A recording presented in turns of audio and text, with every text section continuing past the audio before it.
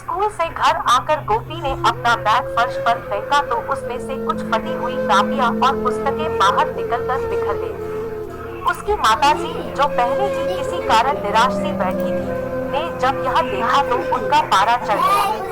उन्होंने एकदम उसके गाल पर थप्पड़ जड़ दिया और बोली, मॉडल स्कूल में पढ़ते हो, वहाँ यही सब सिखाते हैं क्या?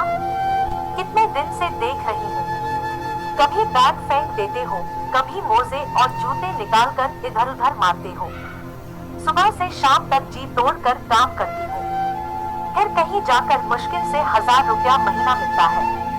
पता है कैसे पढ़ा रही हूँ तुझे? देखो तो सही क्या हालत बनाई हुई कॉपी किताबों की, शर्म नहीं आती क्या? गोपी की ऐसी आदतों से उसकी माताजी बहुत परेशान थी। गोपी के पिताजी की एक हादसे में मृत्यु हो गई थी। घर का गुजारा बड़ी मुश्किल से चल रहा था। उसकी माताजी को यह चिंता भी रहती थी कि गोपी पढ़ाई में कोई दिलचस्पी नहीं लेता। उधर गोपी को अपनी माँ पर गुस्सा आ रहा था।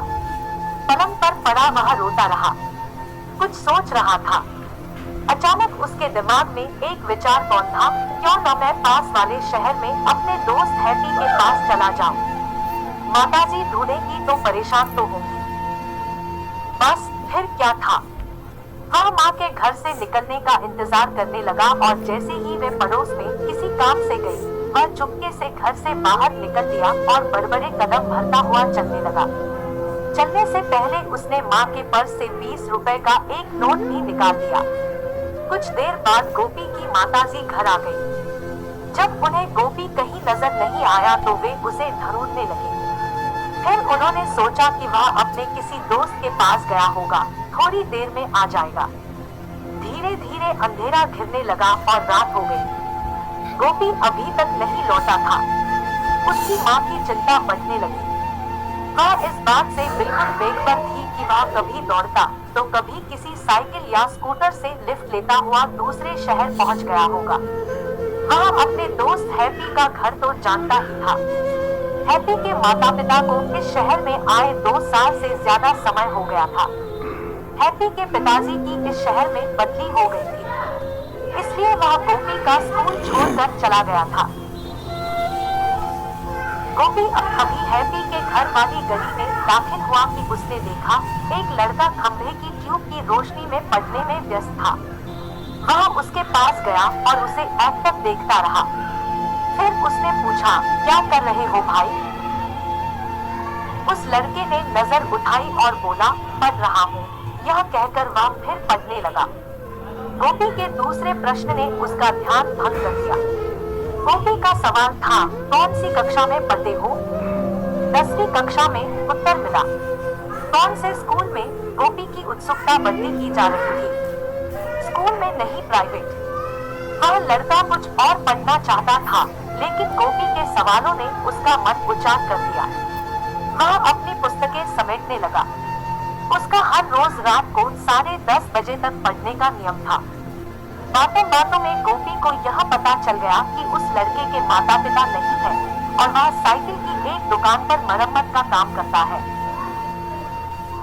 गोपी ने उससे और भी कई बातें की। इतने मेहनती लड़के की बातें सुनकर गोपी सन्न रह गया। उसे यह भी पता चला कि वह हर साल आधे मूल्य पर पुरानी किताबें खरीद कर पढ़ता है। गोपी ने उसकी पुस्तकें देखी तो मन ही मन उसे शर्म आई। वह सोचने लगा, उसकी माँ तो उसे नई किताबें खरीद कर देती है और वह उनका ऐसा हाल बना लेता है जैसे वे 2-3 साल पुरानी हो। गोपी के मन को एकदम झटका सा लगा। अपनी पुस्तकों और शिक्षा के प्रति एहसास ने इतनी मेहनत, उसे अपने से ग्लानि सी होने लगी। वह उस लड़के को दूर तक जाते हुए देखता रहा। फिर वह सोचने लगा, उसने जो कुछ भी किया अच्छा नहीं किया। उसने फैसला किया कि वह माँ को सारी असलियत बता देगा और माफी मांग लेगा। अब वह अपनी किताबें भी संभाल कर रखेगा। उसकी कोई भी चीज इधर उधर नहीं बिखरेगी।